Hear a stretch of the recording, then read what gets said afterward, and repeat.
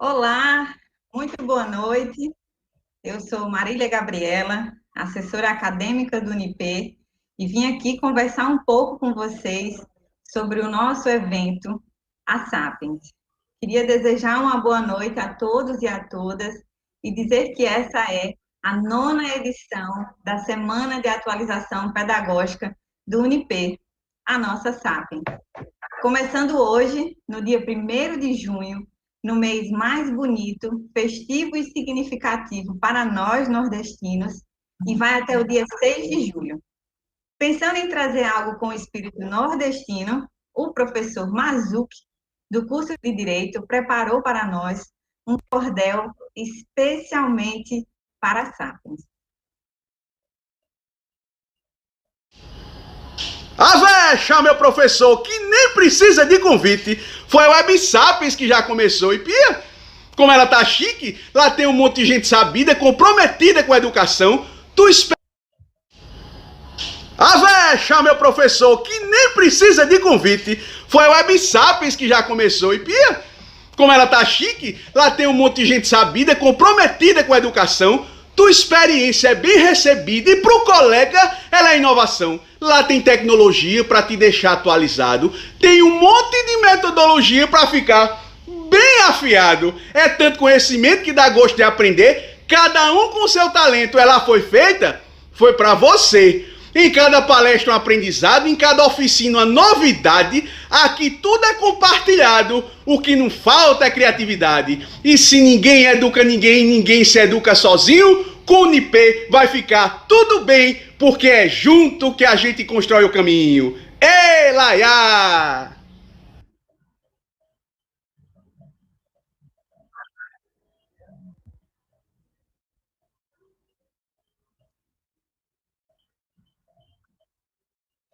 Ficou lindo, não foi? Obrigada, professor Mazuki, pelo seu talento e pela sua generosidade em preparar um cordel tão especial para a Sapiens.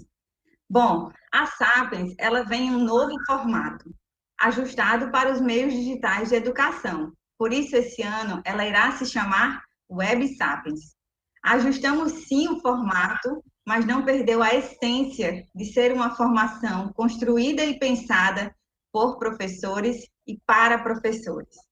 Este ano, o tema central da Web Sapiens é Educação do Futuro Hoje, pensado a partir do atual contexto provocado pelo Covid-19, onde estamos todos trabalhando em home office. Teremos 13 encontros, com duração de 1 hora cada, onde será ministrado por professores do UNIP e professores convidados da Cruzeiro do Sul Virtual. Assim, com foco no aprimoramento e qualificação pedagógica, os webinars terão um caráter prático, onde os professores irão nos ensinar a trabalhar com ferramentas para apresentação, questionários, enquetes, avaliação, trabalhos colaborativos, construção de mapas mentais, mobile e muito mais. Então, não percam a nossa programação, porque, como vocês podem ver, está recheada de coisas boas. Agora, eu queria dar algumas orientações importantes. O link será disponibilizado aí no chat, onde vocês vão poder preencher para receber um certificado referente a esse webinar de hoje. Essa certificação, gente, ela é exclusiva para colaboradores e professores do UNIP e Cruzeiro do Sul. Apesar deste ser um evento pensado para a nossa comunidade acadêmica, achamos importante torná-lo um evento aberto, para que todos possam se inteirar das discussões acerca da educação do futuro. Combinado? Então, fica ligado aí no chat e o link vai estar aí para que vocês possam preencher e receber o seu certificado. Outra coisa, quanto às dúvidas e perguntas durante a palestra, eu estarei copiando todas as perguntas do chat, mas, além disso, vocês podem enviar as perguntas para o e-mail publicaçõesproac@unip.edu.br. Vou repetir, tá? publicaçõesproac@unip.edu.br. Ao final da nossa palestra, vamos abrir para o professor responder a todas as perguntas. Agora, eu gostaria de chamar para conversar com vocês a nossa magnífica reitora do Centro Universitário de João Pessoa, professora Mariana de Brito Barbosa, a nossa Marinífica. Ô, Marília, obrigada. Boa noite, gente. Boa noite a todos. Eu espero que todos vocês estejam bem, né? É claro que a gente está vivendo, assim, cada dia um período mais difícil, né?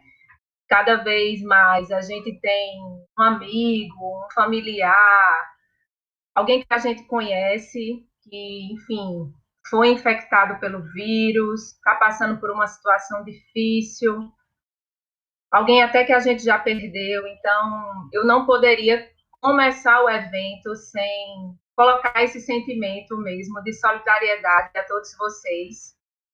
E dizer, na verdade, que eu quero é que a gente possa passar por tudo isso, né? Nós todos, e, enfim, sairmos mais fortes, né? Tá? Sairmos mais fortes.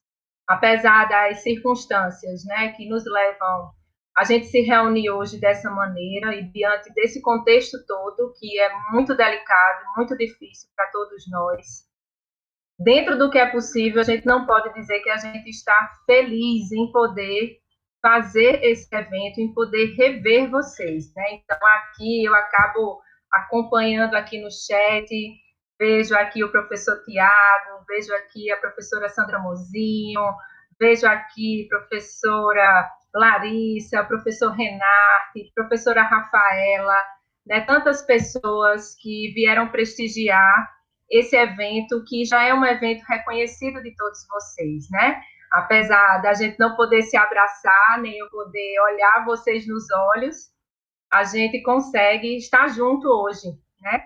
E a gente consegue isso por meio da tecnologia. É a tecnologia que permite a gente fazer isso, é ela que permite que a gente encurte aí a distância que a gente tem, não só de vocês, mas dos nossos alunos, dos nossos amigos, das nossas famílias também. Minha mãe e minha irmã, com certeza, estão aí me assistindo.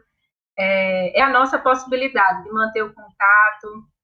E que bom, né? Porque talvez no momento presencial eu não estaria ouvindo esse boa noite aí que eu consigo ler através do chat que vocês estão escrevendo aqui para mim. Eu consigo acompanhar um pouquinho, dando um oi, dando uma boa noite. Vocês podem me ouvir. Eu posso sentir, mesmo que à distância, esse calor, esse interesse que vocês têm, esse crédito que vocês dão para o evento, né? E a gente mantém aí o nosso relacionamento ativo, né? A nossa vivência em movimento, portanto, em continuidade, que é o que a educação precisa fazer, né? A educação precisa continuar, a educação não para, a gente aprende o tempo todo, a gente exercita isso o tempo todo. Então, apesar de todo esse contexto, é muito bom estar aqui hoje, né? Vestindo a camisa, né, Marília? Com a nossa aí, ó, corujinha, não sei se vocês estão conseguindo ver, com a nossa corujinha, e dando seguimento a esse processo todo.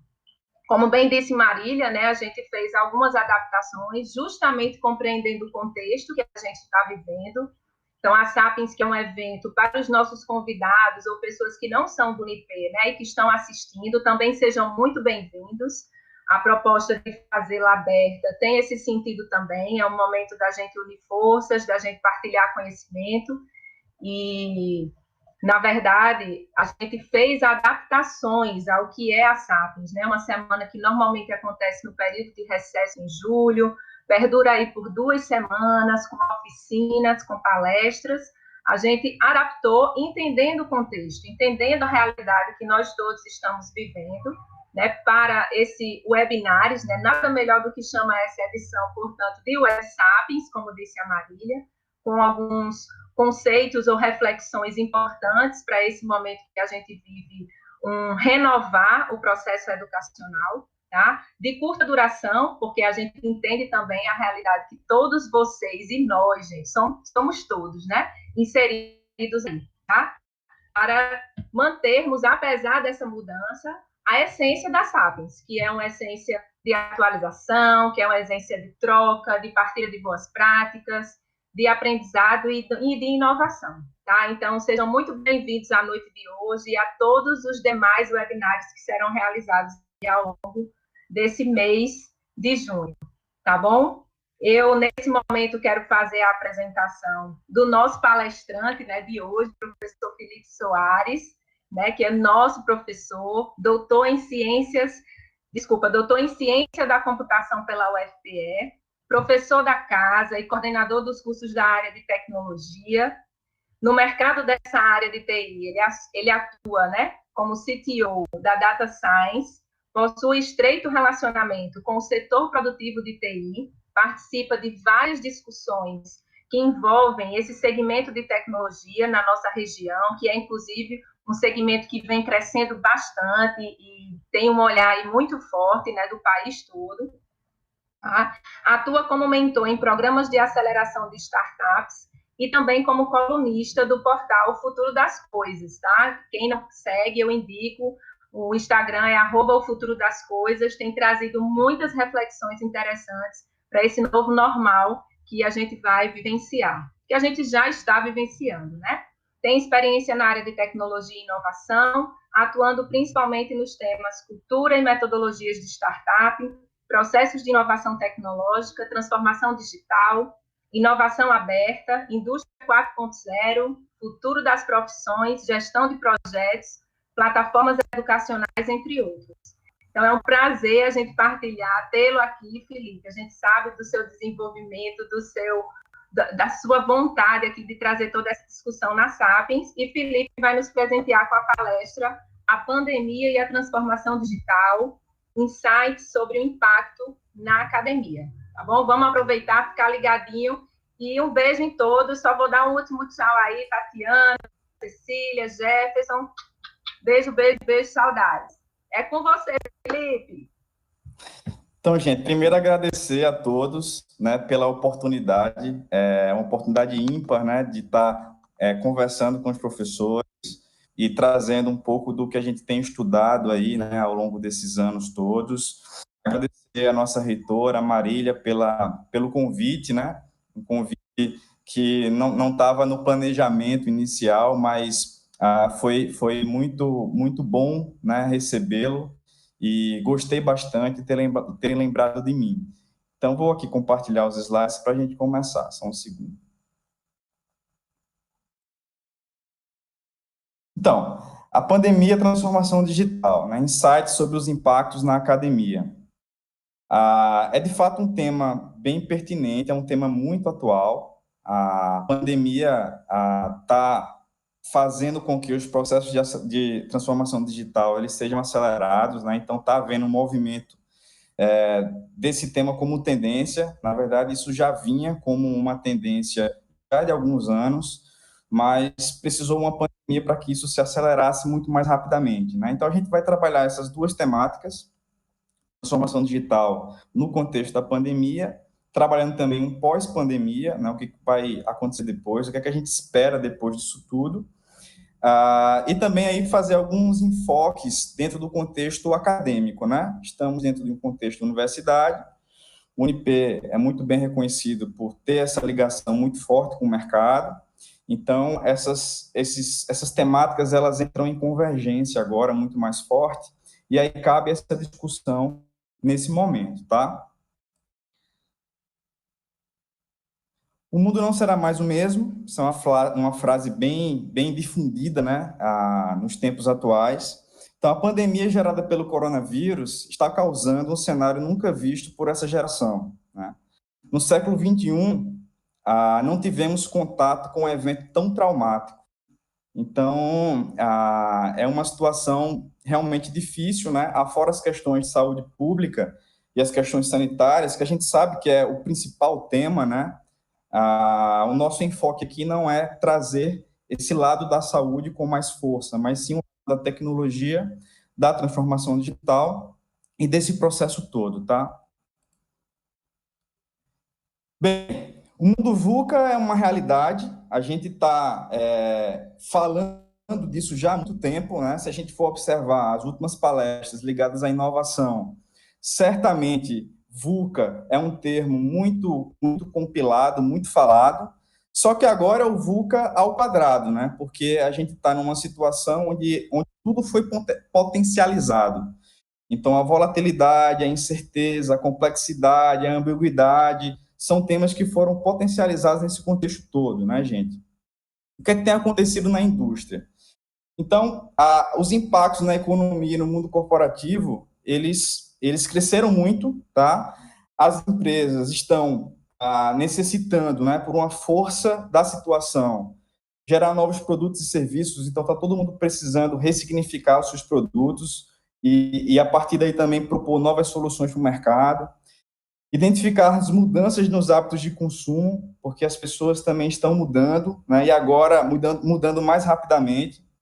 Então, as empresas estão procurando identificar essas mudanças a partir disso ressignificar as suas atuações no mercado, remodelar esse processo. O oferecimento de novos canais de venda, né? Então, como vender, por onde vender, que estão agora sendo mais rapidamente aceleradas. A visualização de outras formas de receita, porque em alguns mercados, o que está acontecendo? Restaurantes, por exemplo, os restaurantes estão fechados, então como é que esses ambientes vão atuar no mercado? Então, o mercado de delivery acelerou nesse processo. Então, isso é um novo formato de receita, uma nova forma de obter receita.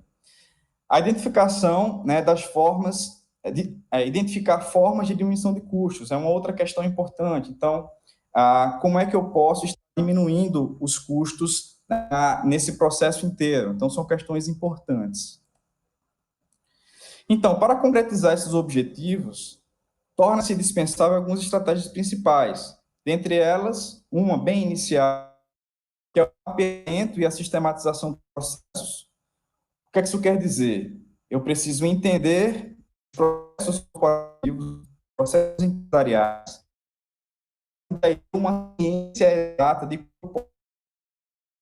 inovação e, numa sequência, as tecnologias emergentes. Então, são questões importantes nesse processo. Primeiro, eu mapeio, sistematizo os meus processos para entender melhor a minha situação corporativa e, a partir daí, vem as metodologias de inovação e as tecnologias emergentes.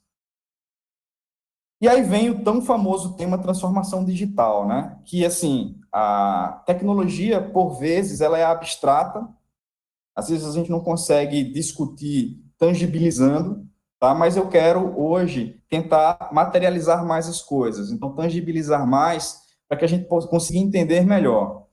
Então, basicamente, eu queria começar a discussão sobre esse tema central, transformação digital, trazendo uma frase do Silvio Meira, que ele fala o seguinte: não existe setor da economia ou tamanho de negócio que possa dizer, eu não tenho necessidade de investir no digital.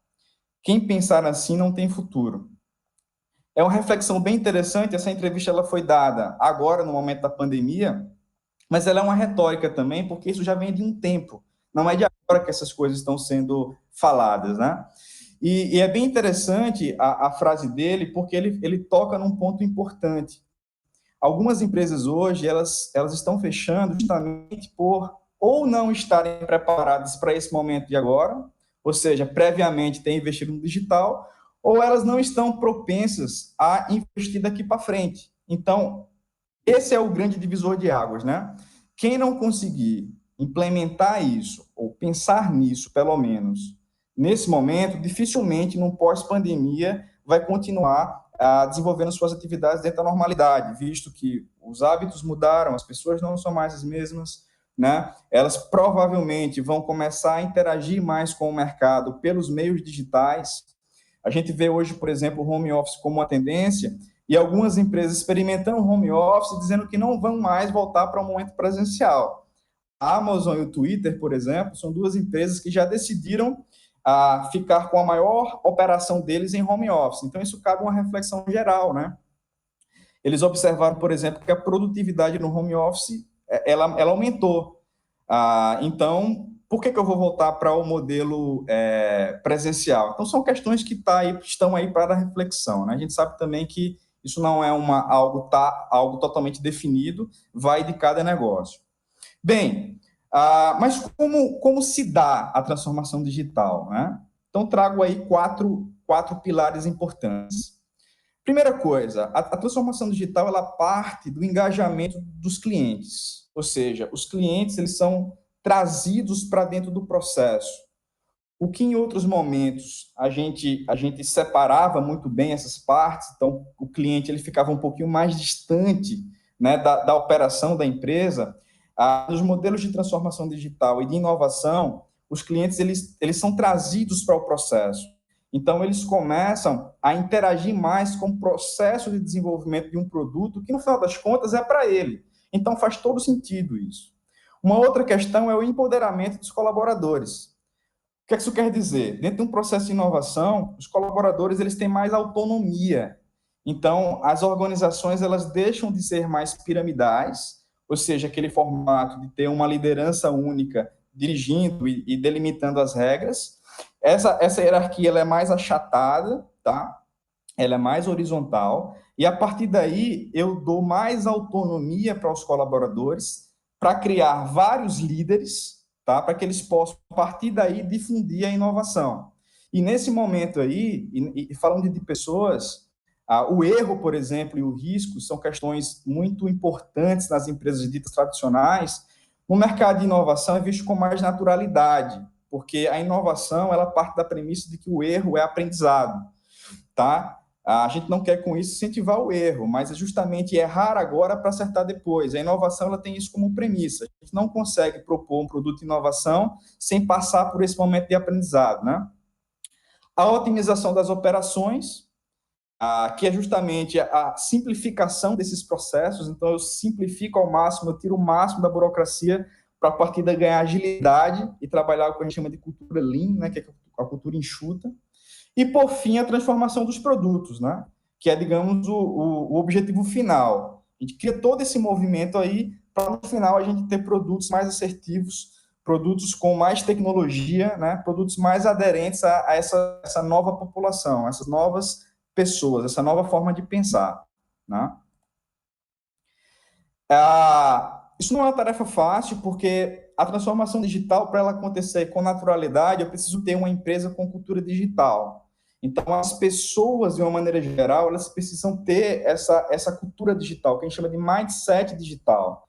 Então, elas precisam entender alguns aspectos da computação, tá? A gente vai ver lá na frente que não é aprender a programar, a gente tem desenvolvedor, tem bastante desenvolvedor para fazer isso, né? Tem muitos profissionais da computação que vão atuar nessa frente aí, mas é entender o que a gente chama de pensamento computacional. Então, essa cultura digital é um dos pilares importantes para o desenvolvimento da transformação digital em qualquer negócio, tá? Porque eu preciso que a liderança, os líderes e os colaboradores, eles entendam o potencial da tecnologia dentro daquele ramo de negócio. Então, essa cultura que vai sendo criada com o tempo, isso não é de uma hora para outra, é preciso realmente uma cultura muito bem firmada, com crescimento orgânico para que isso aconteça. As decisões em relação às tecnologias elas vão ser melhores, tá? E como é que a gente pensa nisso? Para a gente trazer um aspecto mais claro, até porque a gente tem um público diverso, tem professores de todas as áreas aqui, e, enfim, colaboradores do UNIP também, mas como é que a gente pensa em aplicação disso na prática?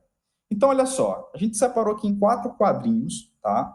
Primeiro quadro, tendências, tá? Segundo quadro, tecnologias. Terceiro quadro, as áreas. E o quarto quadro, produtos. Então, sempre que você visualizar um produto de inovação, que você olhar assim, poxa, isso aqui é uma tecnologia muito forte, como um carro autônomo, por exemplo, ou um drone, ou uma própria aplicação que roda no smartphone, você vai observar o seguinte, que se você refatorar o processo, você vai chegar numa área de atuação, e aí eu trago uma questão importante, que a computação, ela não é ciência fim, ela é ciência meio, ou seja, ela existe para ajudar as outras áreas, ela por si só não tem aplicação nenhuma, então eu preciso aplicar numa área de atuação. Se você observar, a computação não está aí, porque ela não é a área fim, ela é uma área meio. A computação está no outro quadrinho aí, que são os quadrinhos das tecnologias. Então, eu parto de um produto, refatorando o processo, eu chego numa área, nesse caso aqui, um carro autônomo, uma área de atuação seria a mobilidade urbana. Depois eu trago isso para uma tecnologia como, por exemplo, inteligência artificial, e para uma tendência, que são, por exemplo, nesse caso aqui, os objetos autônomos. Então, assim, essas coisas elas vão mudando com o tempo. As áreas elas são mais estáticas, que são as áreas clássicas, mas mesmo as áreas, elas hoje estão sendo subdivididas. Mas as tecnologias e as tendências, elas mudam muito rápido. Então, é um desafio para nós, da computação, acompanhar isso, quiçá para vocês, de outras áreas, inclusive. Então, é realmente uma cultura que a gente precisa implementar, começar a ler mais sobre isso, tá? Para, a partir daí, entender melhor como é que está a aplicação da tecnologia na minha área de atuação. As tendências, elas mudam muito rápido. Então, hoje a gente está falando de objetos autônomos, a gente fala de robotização, espaço inteligente, pessoal de arquitetura, por exemplo, vai estudar muito isso aí. Wearables, que são dispositivos vestíveis, muito usados na medicina esportiva, por exemplo. Tá? Então, assim, tem várias tendências que estão sendo veiculadas hoje. O momento fake news, né? Politicamente, a gente ouve muito falar nisso aí. Fake news é uma área hoje da computação. Existem algoritmos para trabalhar essa parte fake news, por exemplo. Criptomoedas e etc. Então, só para a gente entender um panorama, tá? Onde a gente pode estar fazendo a linkagem de tendências, tecnologias, áreas e gerando produtos de inovação. Então, sempre que a gente tiver uma ideia ou um objetivo de criar um produto de inovação, eu sempre vou partir de uma tendência, vou aplicar uma ou mais tecnologias, como, por exemplo, inteligência artificial, machine learning, internet das coisas, realidade virtual aumentada, blockchain, big data, data analytics, etc., jogo isso numa área de atuação e gero um produto de inovação. Então, esse é um quadro rápido e básico para a gente pensar na criação de produto de inovação em qualquer área, tá? Tá chegando aqui algumas dúvidas. Bem, talvez seja melhor a gente fazer no final, né? A gente faz um compilado e responde tudo no final, para a gente ganhar dinamismo aqui, e aí dá certo também. Então, vamos lá. Inovação aberta. Bem, a inovação aberta é um outro pilar da transformação digital, porque a inovação aberta, ela possibilita que você abra a empresa para o mercado. Isso é muito importante, porque isso está sendo o segredo hoje do mercado corporativo, principalmente das grandes empresas. Empresas tradicionais, tá? Que são muito grandes, e num passado muito próximo, elas montavam núcleos de inovação muito grandes, então traziam desenvolvedores, contratavam uma equipe de dia para cuidar dos processos de inovação lá dentro. Então, esse panorama mudou um pouco. A inovação aberta, ela consiste na abertura de portas da empresa, tá? Para que a gente possa estar trazendo startups de mercado para estar resolvendo problemas internos. Então, hoje, o que a gente faz? A gente pega um problema da empresa, a gente parte em pedaços, essa vertente de decomposição é justamente dos objetivos do pensamento computacional, que é quebrar um problema maior em problemas menores.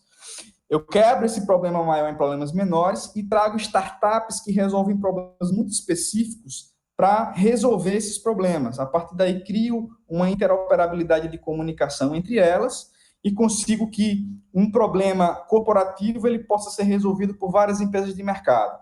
Além do benefício da tecnologia, eu também trago expertise de mercado para somar na minha empresa.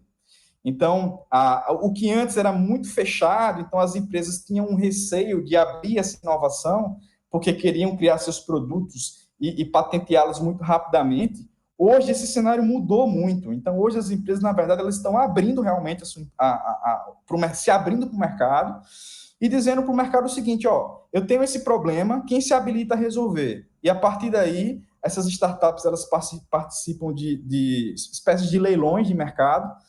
Caso haja aprovação nesse processo inteiro, elas entram para resolver esses processos aí. Vamos citar um exemplo, tá? Antes de citar um exemplo, eu queria comentar essa frase aqui do Jon Stewart, que é um jornalista muito famoso lá nos Estados Unidos, né? E que tem tudo a ver com esse momento agora. Ele fala o seguinte: acredito realmente que a criatividade vem de limites e não de liberdade. Isso é bem interessante, né? Porque a gente hoje está num momento limitador. A gente está num momento de isolamento, a gente está num momento onde alguns negócios estão fechados, e é justamente nesses momentos de limites, de isolamento, onde a gente se sente preso, que a criatividade é aguçada. Então, é muito por conta disso que a transformação digital está sendo acelerada nesse processo agora, porque a gente precisa de inovação mais do que nunca. Provavelmente, esse momento agora, talvez seja um momento na história que a gente precise mais de inovação por conta da globalização, tá? Então, hoje existe uma comunicação mundial que não existia antes, e agora é necessário que as pessoas interajam, que os negócios interajam, e para que isso não estagne, a gente precisa investir em inovação. Então, a criatividade ela vem de limites, de liberdade. Quando a gente está muito livre, muito provavelmente a gente não vai ter muito a necessidade de criar coisas, porque está tudo muito mais fácil, tá? Tá aqui uma frasezinha para a gente refletir. Aí vamos para um exemplo prático, tá? Então, imagina só, eu estou no setor de recursos humanos de uma empresa, uma grande empresa aí qualquer, tá? E a gente tem um problema para resolver. Que problema é esse? Gerar maior agilidade, segurança e eliminar o trânsito de papel no workflow de admissão de pessoas em uma empresa. Ou seja, o processo de admissão pessoal é algo muito conhecido, muito difundido, todas as empresas têm. Quanto maior a empresa, maior o turnover, né? Então, normalmente, maior a entrada e saída de pessoas. Então, isso demanda muito papel. Existe uma tendência de mercado hoje chamada de gestão paperless, ou seja, gestão sem papel. Só se resolve isso com tecnologia, não tem outra maneira. Só se resolve isso com transformação digital. Então, imagina só, o fluxo de admissão de pessoas, eu preciso digitalizar esse negócio aí para que eu não tenha que emitir mais uma folha de papel. O que eu faço? Gestor, líder. Eu vou pegar esse problema maior, vou quebrar ele em 3 pedacinhos. Primeiro pedaço clássico, essa pessoa que vai participar, por exemplo, de uma seleção, ela vai enviar ali alguns documentos para validação, para saber, por exemplo, conformidade de currículo, etc. Para saber se ela está apta a participar. Um outro pedacinho desse processo é justamente o processo seletivo, ou seja, processo de seleção da pessoa, se ela realmente vai conseguir passar pelas etapas necessárias para ser efetivamente contratada. E no último momento vem a assinatura de contratos e de quita admissional. Se a gente for observar, numa questão muito natural e comum de mercado, todas essas etapas aí têm papel impresso.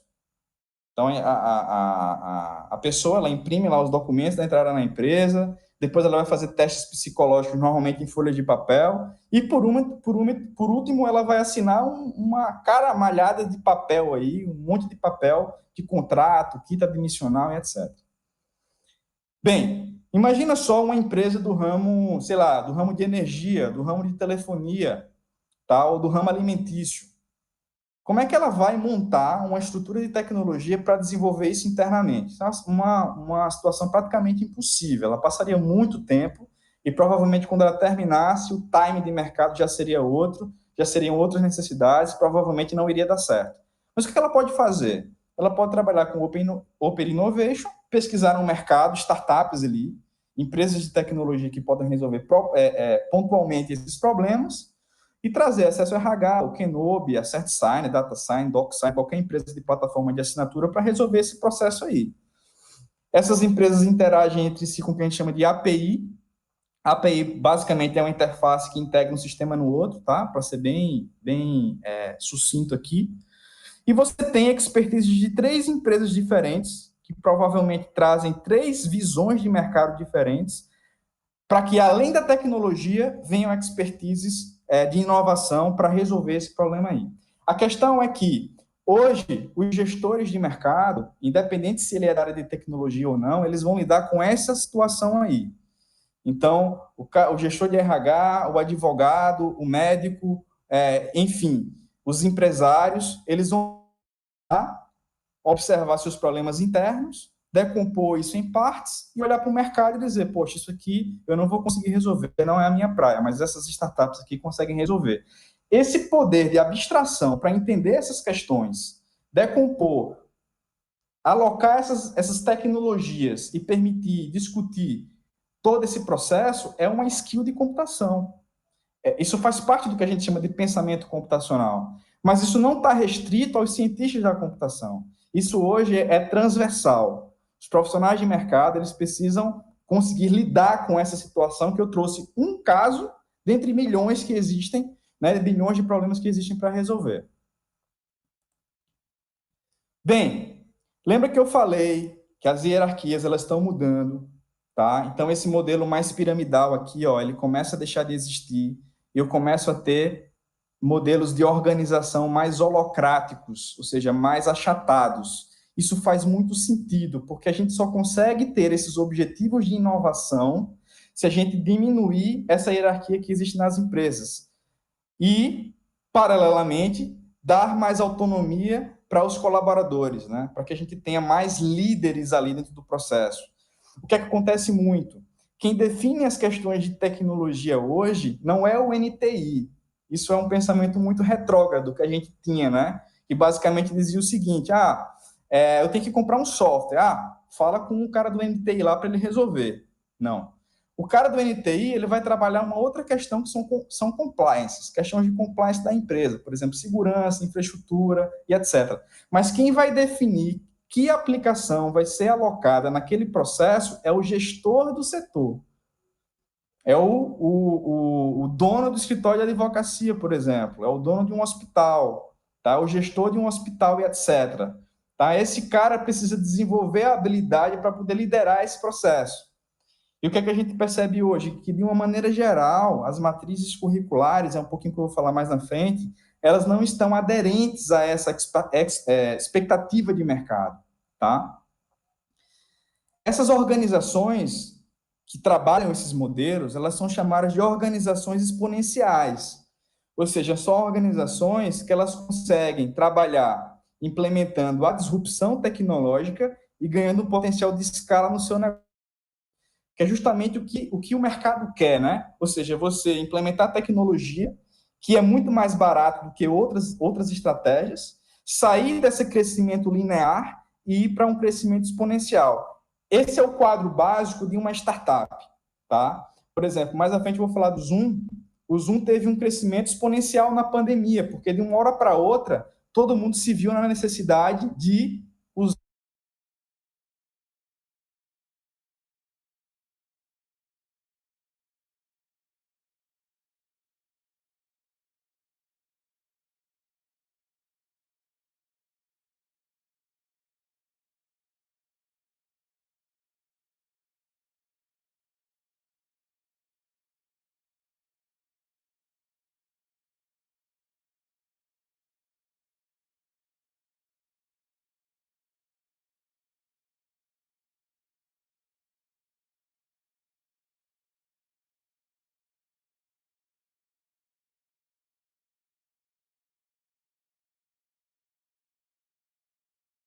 Felipe, isso é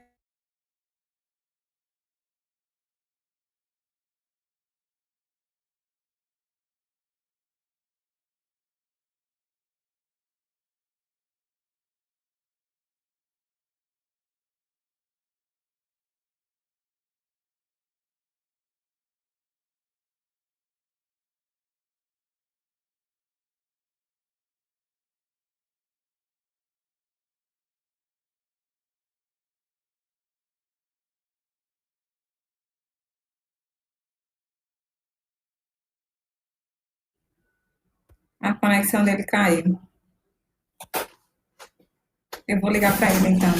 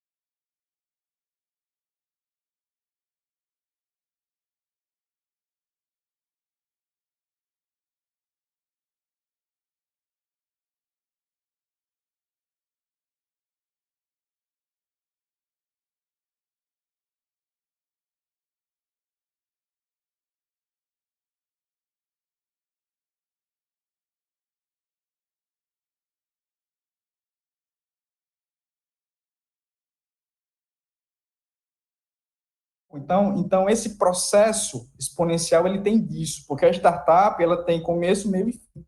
Uma startup, se ela passa do fim, ela vira uma empresa. Ela deixa de ser startup. Então, essa diversificação dos negócios é algo muito comum. Aí, vamos lá. O coronavírus é só o pé no acelerador, tá, gente? Essa transformação digital já estava acontecendo, mas ele veio lá e apertou, e aí o carro saiu desembestado, tá? Saiu com muito mais agilidade.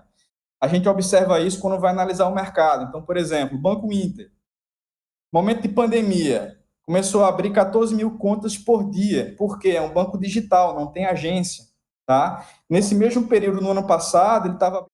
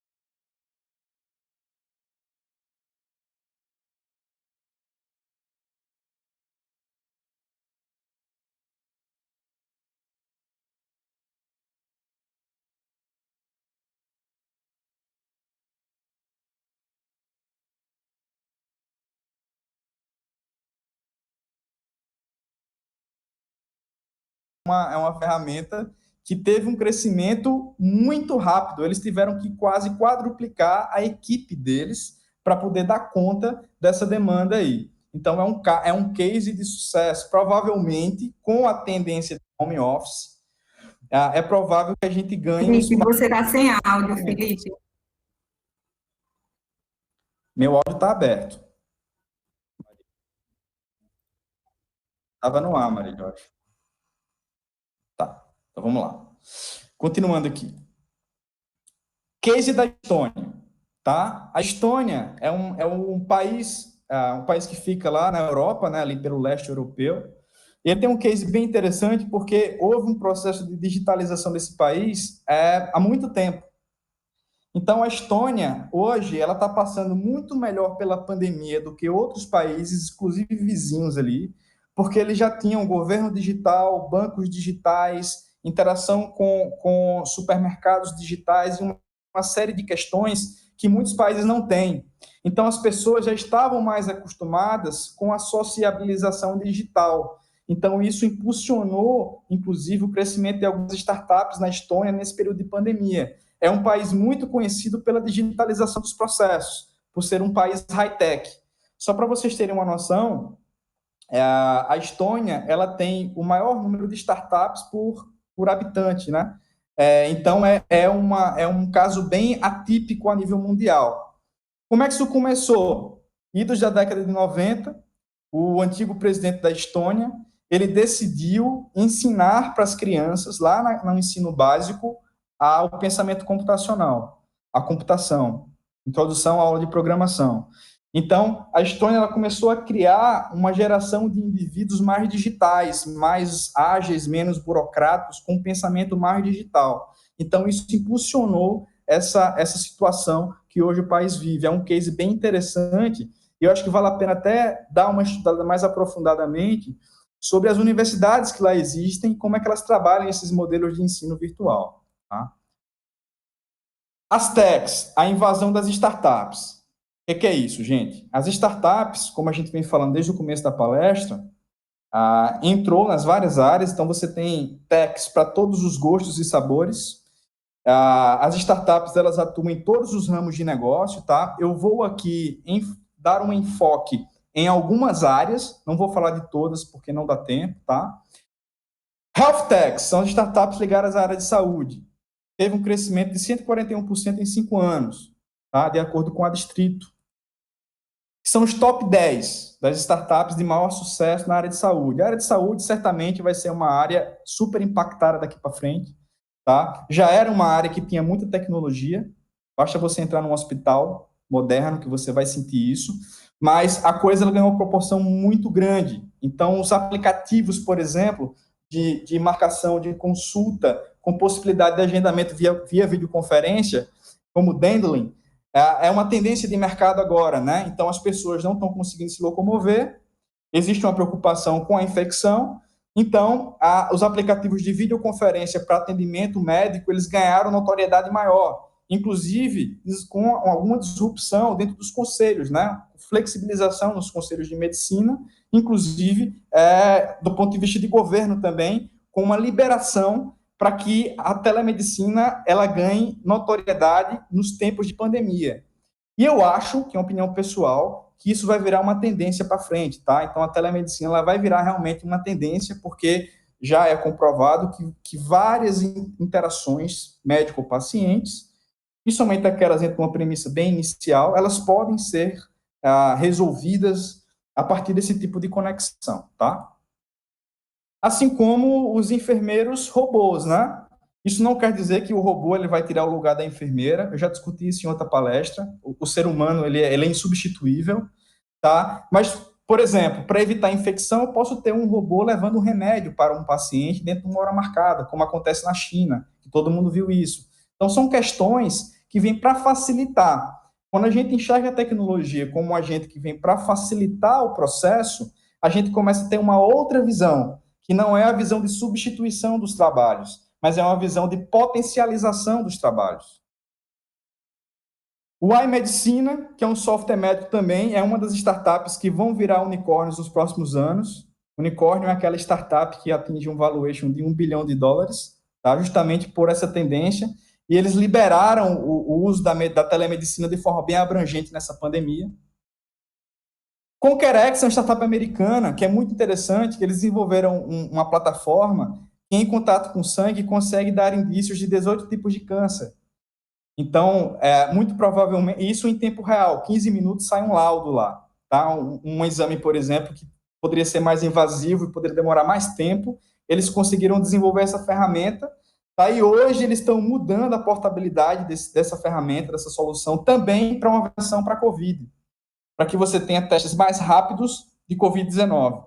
É a startup ConquerX, é uma startup de Boston, tá? Que fica localizada nos Estados Unidos, mas é um empreendimento de uma brasileira, que foi fazer doutorado lá no MIT, ficou por lá e montou esse negócio. Então, vale a pena dar uma olhada também. Open Bionics, uma startup que está fazendo muito sucesso na Europa, ao desenvolver próteses, tá? Com materiais recicláveis para crianças e adolescentes, é o foco deles, e com o layout dos super-heróis, tá? Aí, deixo uma pergunta no ar, tá, gente? Que é um teminha que eu vou tratar no final. O quanto que, por exemplo, um aluno que estuda ortopedia, ele conhece disso aí, ele já ouviu falar nisso. Parece uma realidade distante. Aqui no Brasil a gente não está usando ainda, mas na Europa está resolvendo o problema de uma série de crianças e de adolescentes. Então, é abrir um pouquinho o espectro aí da atuação, tá? Fintechs. Vai ser um mercado gigante, né? Tudo que envolve dinheiro potencializa. Então, o mercado financeiro, dos cursos ligados a essa área, estão sendo muito impactados também, tá? E está o top 10 das fintechs. Muitas delas, provavelmente, vocês usam. Nubank, o PicPay ganhou muito destaque agora na pandemia com as lives, né? Para você fazer doação, tá? O Conta Azul, o Neon, o PagSeguro, que a gente já usava há bastante tempo, a Stone, que inclusive comprou uma startup paraibana, a Varandas, comprou um pedaço, investiu um dinheiro lá. Então, assim, um movimento de um mercado muito interessante.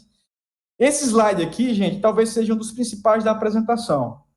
É muito comum a gente escutar, Steve Jobs já falou isso, Elon Musk já falou isso, grandes empresários do ramo da tecnologia, que pelo fato deles não investirem, né, não tendo investido no passado em formação, eles apresentam isso como uma regra para todo mundo, né? Então o Steve Jobs ele fala assim: poxa, eu não fiz curso de computação, eu não precisei fazer curso, eu fui logo empreender.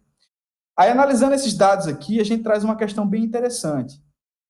De todas essas fintechs aqui, de todos os fundadores dessas fintechs, os empresários que fundaram essas empresas aí, e várias delas valem mais de $1 bilhão, 100% tiveram formação em graduação. Todos fizeram graduação, tá?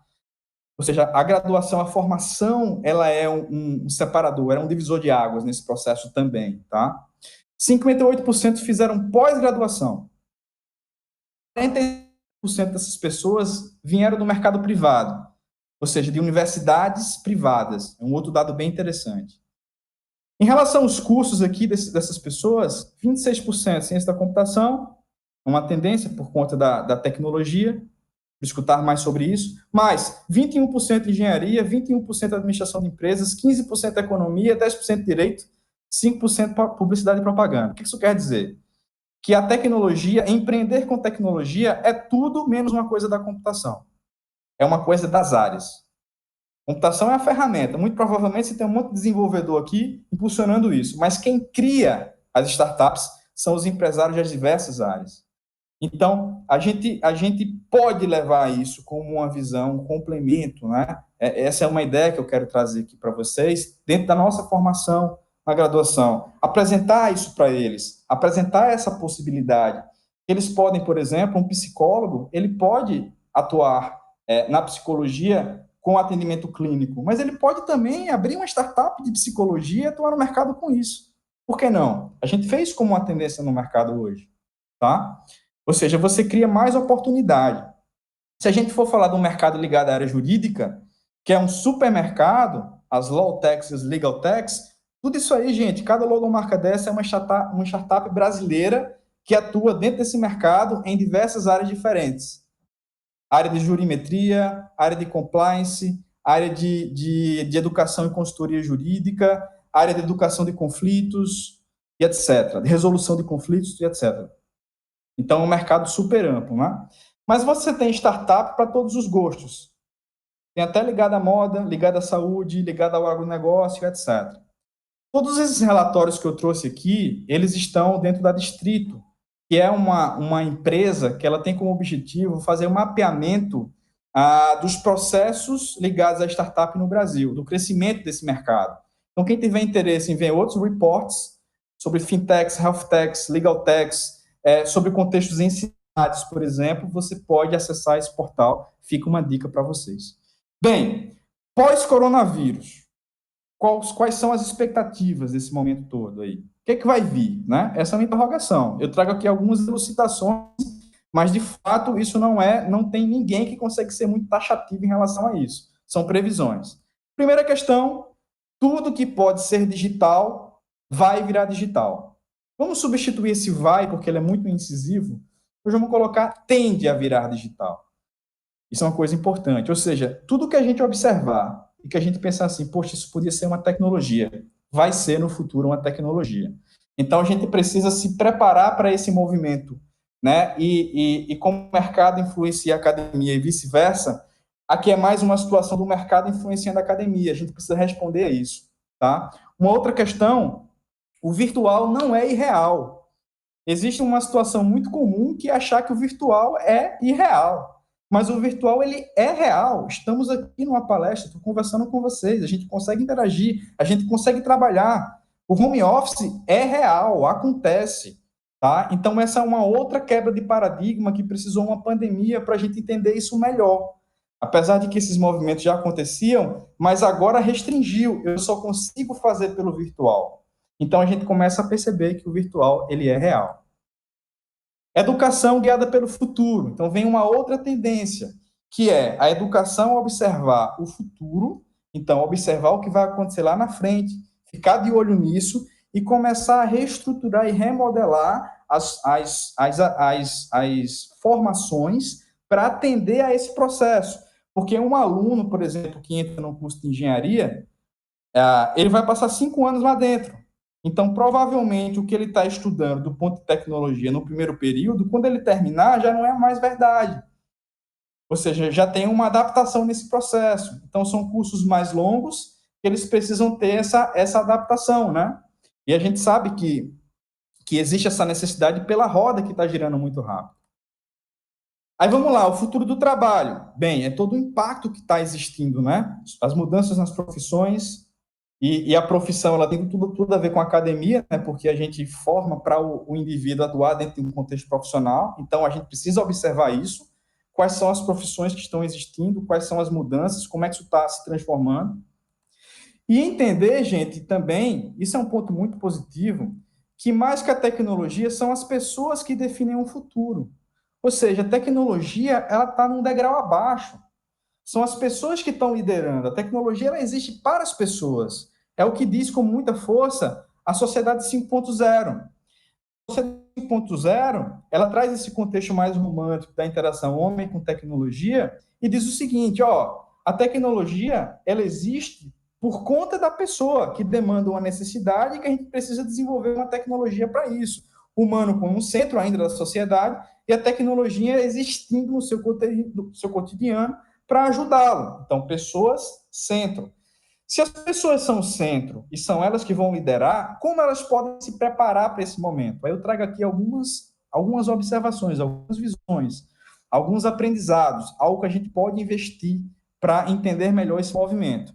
A primeira coisa, pensamento digital, mindset digital. Eu preciso entender de tecnologia.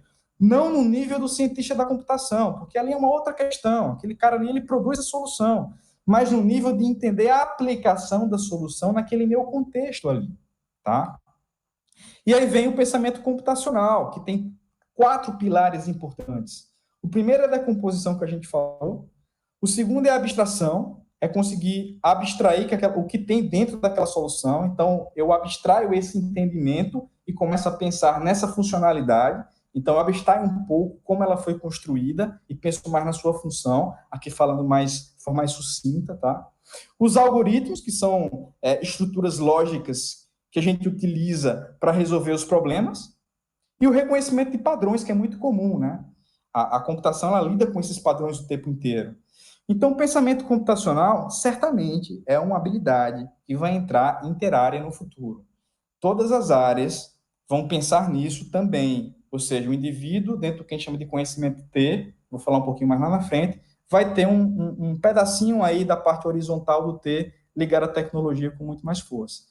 O movimento startup e todo o vocabulário que existe aí dentro, todas as metodologias, tá? Para vocês terem uma noção, o MVP, que é a história do mínimo produto viável, né? Que é criar um produto ali com ciclos curtos e com agilidade maior, produtos de tecnologia. Hoje o MVP é um conceito que está entrando até em fábrica de camisa. As pessoas estão fabricando camiseta usando o ciclo MVP. Por quê? Porque o ciclo MVP, ele traz o cliente para perto do processo. E é aquela tendência de aproximação do cliente para desenvolver um produto mais aderente. Mas potencial de escala, cultura lean, pivotar, protótipo, tá? São uma série de questões que antes estavam ligadas ao gueto da computação, da tecnologia, e hoje você entra, por exemplo, num setor de RH e você vê as pessoas falando sobre isso. Mudou, tá? O processo todo. Para quem quer estudar um pouquinho sobre isso, eu trago essa sugestão de leitura, que é o livro Estilo Startup, do Eric Ries, que ele mostra como as empresas tradicionais, que são aquelas que têm amplo mercado ainda hoje para os nossos alunos, por exemplo, elas podem utilizar o estilo da startup para modelar seus negócios. E, com isso, fazer um negócio que é clássico, mas com menos. É tudo que as empresas querem. Isso está na essência e no DNA da startup, né? Que é o fazer mais com menos. Esse é o ciclo do MVP, Construir, Medir e Aprender. Trago uma outra sugestão de leitura também do Eric Ries, que é o Startup Enxuta. Isso aqui, gente, está impulsionando o mercado, independente do produto, mas qualquer produto, em qualquer área, tá? Isso aqui não é só para ferramenta, para aplicação, mas é para construção de tudo, as pessoas estão usando, porque traz essa agilidade, esse conceito de startup, né? Por que isso é um segredo interessante? Para vocês terem uma noção, o Instagram ele foi comprado pelo Facebook por 500 milhões de dólares e só tinham 3 pessoas trabalhando ali. Então, a startup ela tem essa estrutura mais enxuta e o mercado tradicional quer consumir disso para aumentar seu potencial de escala. As metodologias ágeis, uma outra tendência, a gente já falou muito disso, isso inclusive é um tema que é mais difundido nas áreas, eu sei que já tem vários cursos tocando nesses temas aí, que é justamente esse movimento de implementar as metodologias ágeis para ganhar agilidade no processo, para ganhar performance, para trazer o cliente, está tudo dentro desse mesmo contexto. As metodologias ligadas ao design, então Design Driven Innovation, Design Thinking, Design Sprint, que é o modelo da Google, experiência de usuário, Data Driven Innovation, inovação guiada nos dados, toda essa mistura aí. Então, tudo que eu estou falando aqui, gente, são habilidades, skills, que o profissional do futuro precisa desenvolver. A gente falou um pouquinho de questões mais técnicas, de questões de processos, de modelos e metodologias, e agora a gente vai falar um pouquinho mais de questões mais socioemocionais, ligadas à cultura. Então, a gente observa essa figura aí. A gente tem um pedacinho menor, que são as hard skills, nesse grande iceberg, e tem um pedacinho maior, pedação aí, que são as soft skills. Ou seja, hoje o mercado está valorizando mais o profissional que tem boas habilidades socioemocionais, em detrimento daqueles caras que têm uma técnica muito aguçada, mas não conseguem, por exemplo, trabalhar em equipe, não consegue dialogar, não é proativo em uma série de questões. Então, essa balança precisa ser equilibrada dentro das nossas matrizes também, tá? Século XXI, então, são as habilidades: curiosidade, iniciativa, persistência, adaptabilidade, liderança, pensamento crítico, criatividade, comunicação, colaboração. Nada disso é técnico, tudo disso é pessoal. Algumas pessoas são mais natas, outras precisam desenvolver. As questões, por exemplo, de conhecimento transversal, literatura, matemática, ciência, finanças. Hoje, o profissional ele precisa conversar um pouco sobre tudo. Porque numa roda de conversa corporativa, vem um assunto, por exemplo, sobre criptomoedas, sobre Bitcoin, e você não pode deixar de conversar, mesmo que você tenha um limite de conhecimento baixo naquilo ali, mas você precisa conhecer sobre esse tema. Então, são habilidades mais transversais. E aí vem o que a gente chama de conhecimento T, onde você precisa ter na vertical muito mais forte, né, logicamente, a tua área de atuação, seja medicina, direito, engenharia, arquitetura, etc.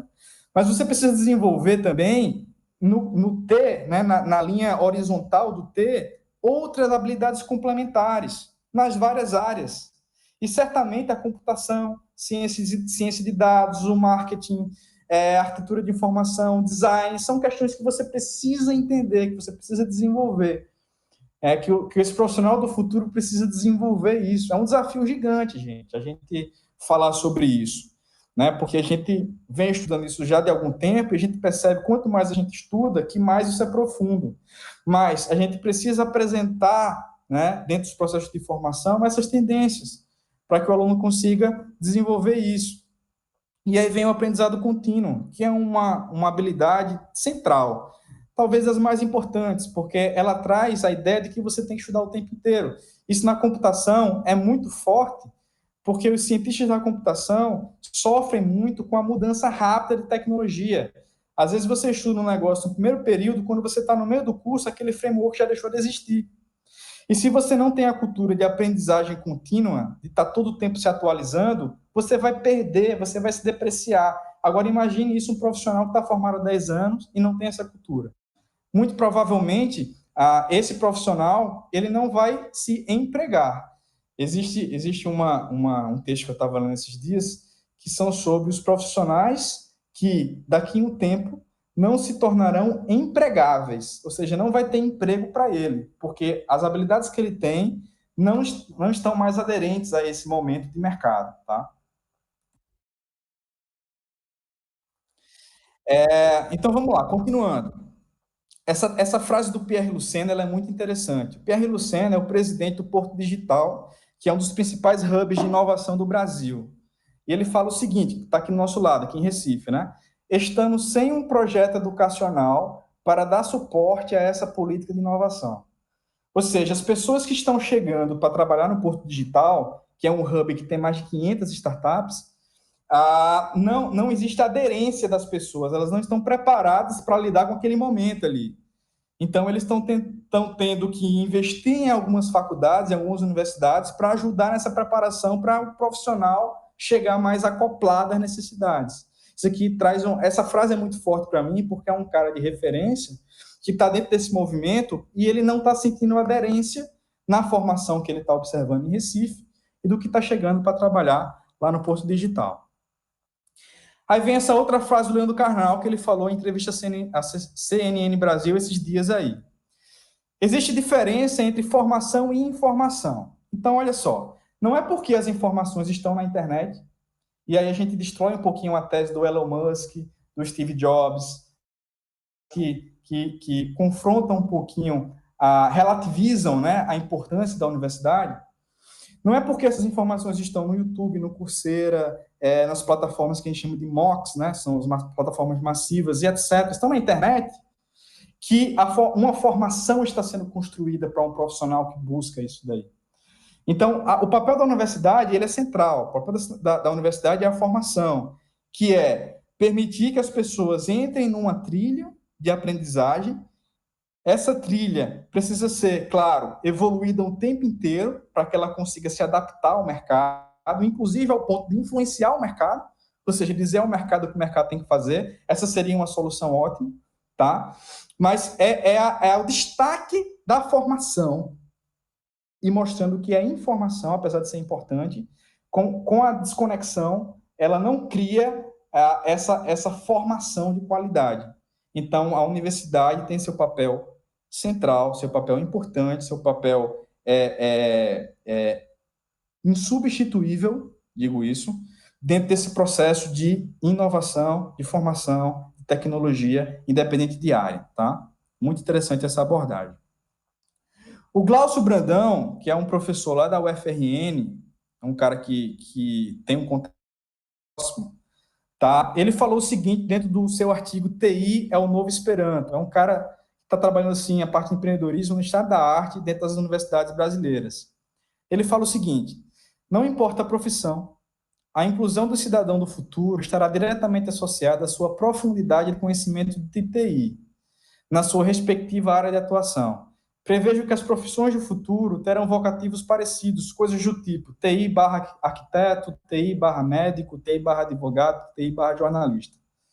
Gente, parece ser forte essa frase, mas o objetivo não é chocar ninguém, tá?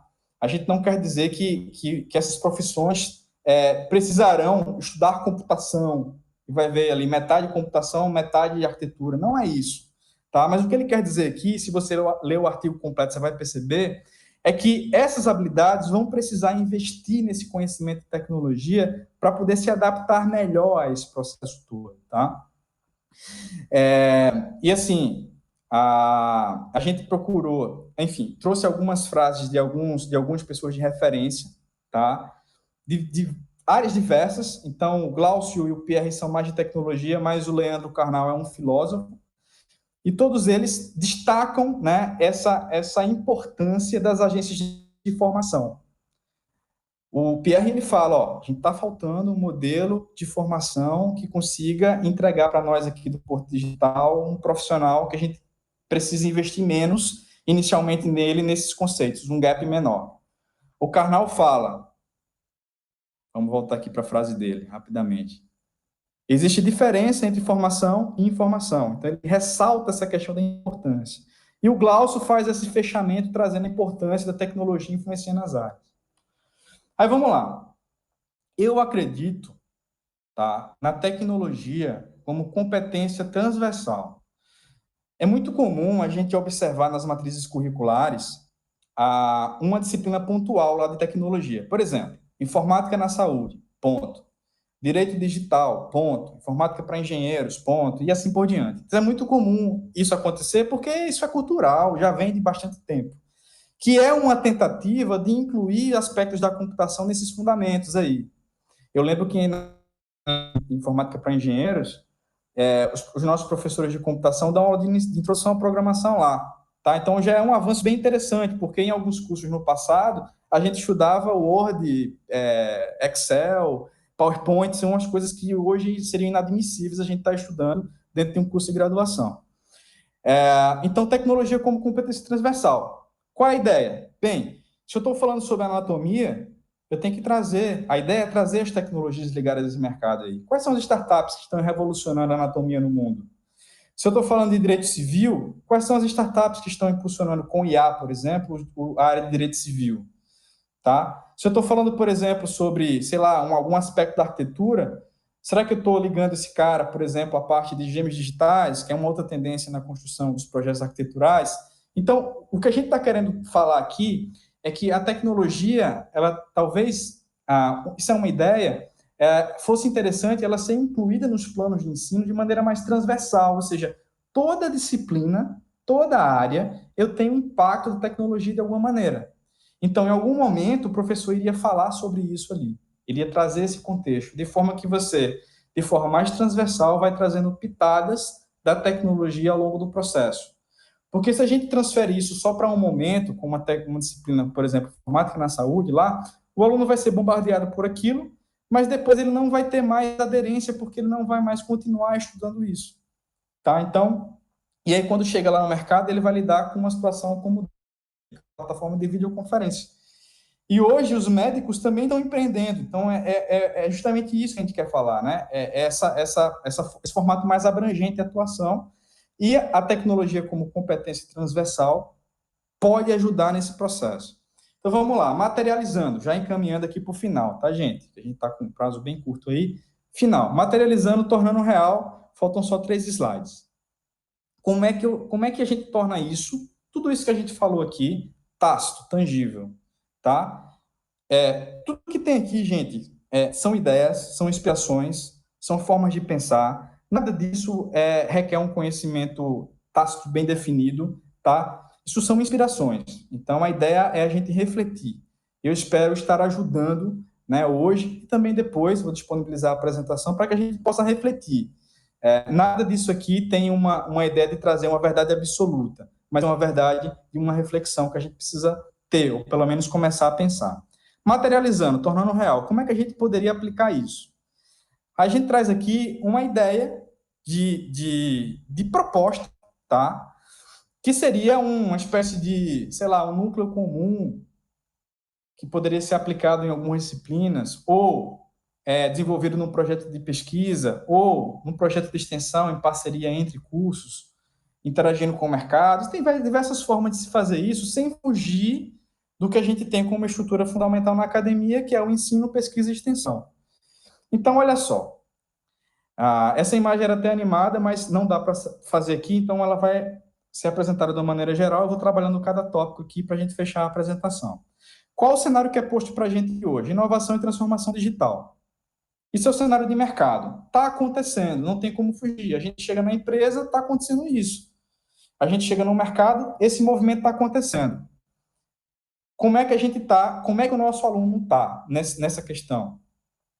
Então, a reflexão que a gente tem que fazer. O que eu trago aí são caixinhas, que são módulos, que a gente poderia estar falando durante o curso em algum momento, seja em disciplina, seja em projeto de extensão, projeto de pesquisa, projeto integrador, eventos e etc. Metodologias de design, então Spirit Design, Design Thinking, Design Driven Innovation, experiência de usuário, isso aqui é tendência, tá? Design transversal, tá atingindo todas as áreas. Metodologias ágeis, aqui já é um assunto mais antigo, mas você tem metodologias novas, como o modelo Spotify, o modelo Squads, que ajuda muito na história das organizações holocráticas, mas é muito comum a gente ouvir falar no Scrum, por exemplo, Lean Startup, etc. Modelagem de processos, isso aqui já é um assunto mais antigo, mas é central nesse processo, porque a gente só consegue digitalizar o que a gente processualiza. Modelagem de negócios, também já é um assunto mais antigo, mas central, principalmente as metodologias de negócio ligadas a produtos de inovação, como Lean Canvas, modelagens ágeis. Então, isso aqui nos ajudaria a desenvolver o que eu estou chamando aqui de mindset ágil e enxuto. Lean and Agile Mindset, tá? Tecnologias emergentes, indústria 4.0, sociedade 5.0. Nas caixinhas de baixo, aqui, a gente tem metodologias de gestão desse processo, tá? De criação. Aqui em cima, a gente vai falar de metodologias, desculpa, de tecnologias. Ou seja, eu vou estar desenvolvendo o que eu chamo de mindset digital. Big Data, inteligência artificial, blockchain, que está revolucionando a área jurídica, a partir dos smart contracts, por exemplo, e a área financeira, a partir das moedas digitais. Marketing digital e o pensamento computacional, que para mim é a mais importante delas, e o poder de abstração, automação, análise, conhecimento de padrão, etc. E mais uma série de outras tecnologias que estão impactando áreas diversas. Por exemplo, a internet das coisas está mais ligada à engenharia e arquitetura, e por aí vai. Existe tecnologia para todas as áreas, tá? Então, essas caixinhas, elas podem eventualmente mudar na visão de curso a curso. E a parte comportamental, que isso já é um assunto que a gente discute há muito tempo, tá? No UNIP, isso já é temática de muito tempo, principalmente em relação às metodologias ágeis. Então, a gente está bem nisso aqui, os cursos estão trabalhando muito bem essa questão, mas a gente precisa reiterar aqui, porque sem isso fica incompleto.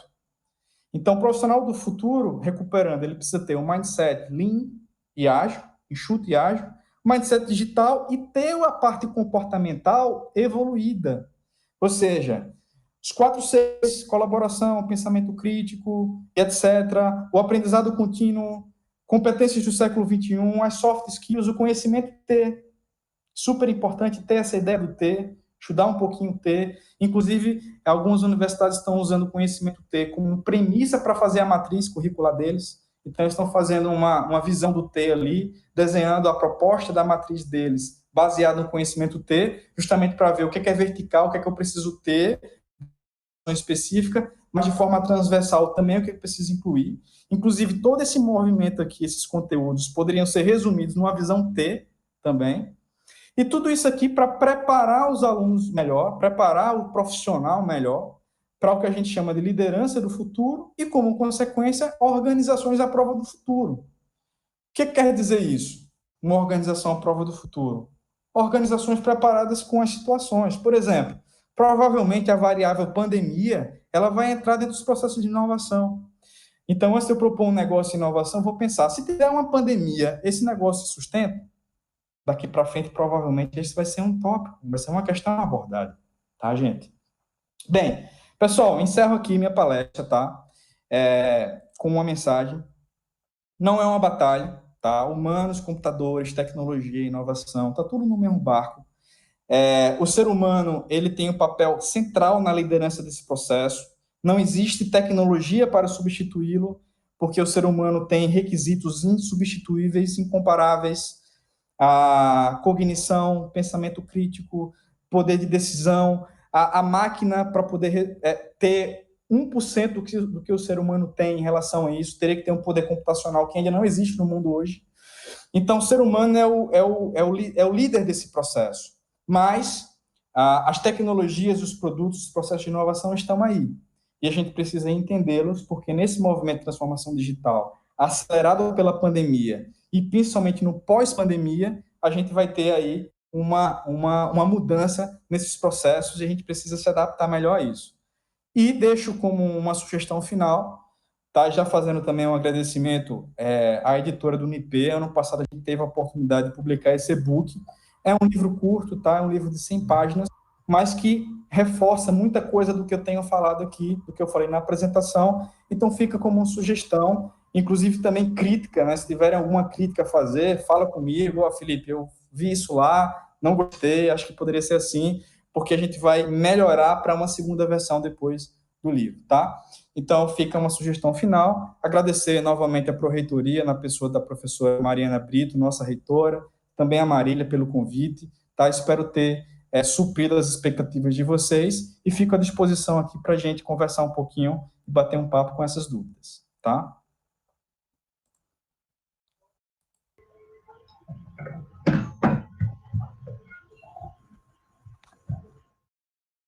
Felipe, querido, muito obrigada pela sua palestra, que, na verdade, estou abrindo aqui minha câmera. Agradecer a enxurrada, eu acho, de reflexões que você trouxe para a gente.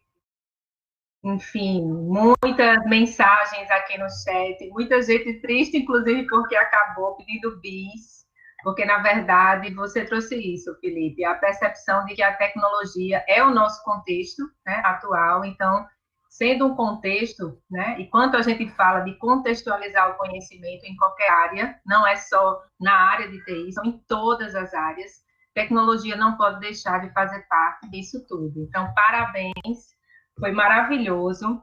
A gente teve algumas perguntas aqui no chat, mas pelo avançar, né, da hora, a gente anotou o nome das professoras, inclusive, e a gente vai passar para você as perguntas para que a gente possa responder por e-mail.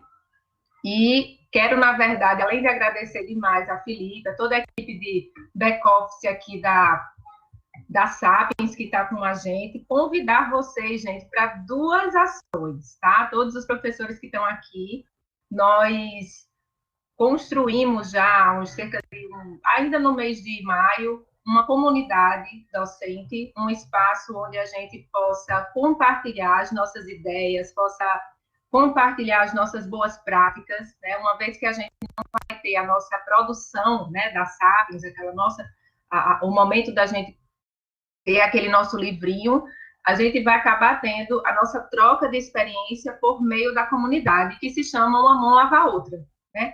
A ideia da comunidade é vocês inserirem aquilo que vem dando certo com os alunos de vocês, mas também um ambiente onde vocês possam buscar inspiração, possam buscar ideias para qualificar o processo da docência. Tá? Então, aqui no chat, Arthur está colocando para vocês o nosso link da comunidade Uma Mão Lava a Outra. Existe uma orientação, esse link é apenas para você acessar, lá você vai ter acesso a todos os webinários da Sapiens, a webinários, inclusive, que vêm sendo ministrados pela Cruzeiro do Sul Virtual, né, desde o mês de abril, a outras orientações diversas, e lá também nós temos um espaço, tá, em que vocês vão poder trocar ideias do home office, né, que a gente brincou que era um home office sweet home. Então, inclusive, dicas de receitas, dicas de como cuidar dos filhos. Na verdade, é um ambiente em que todos os professores do UNIP poderão compartilhar e a gente se ficar mais próximo, né? Usar a tecnologia para reduzir essa distância. Aqui na página para vocês está aparecendo aí o link, a gente vai mandar também nos meios aí do WhatsApp, nas nossas redes sociais, para que vocês possam partilhar. E, por fim, gostaria de convidar todos vocês para continuar assistindo a nossa Web Sapiens. No próximo dia 3 de junho, às 17 horas, nós teremos o nosso próximo webinar, né, que se chamará Como Criar Apresentações Impactantes de PowerPoint para os Meios Digitais, né, com a nossa professora também, Isabela Menha, que é fera em fazer PowerPoints impactantes realmente, e que vão, com certeza, ajudar vocês com mais um meio, né, de tecnologia para os nossos alunos. Tá bom, pessoal? Eu agradeço, assim, demais a participação. Felipe, nós tivemos mais de 180 pessoas assistindo a sua palestra do início ao fim, o que demonstra como a temática e a forma como você trouxe tudo isso foi extremamente relevante, e também a confiança que vocês têm nesse evento e na instituição. Tá bom? Um grande abraço, gente. Um grande beijo virtual também. Espero que a gente se encontre logo. Tá bom? Até dia 3.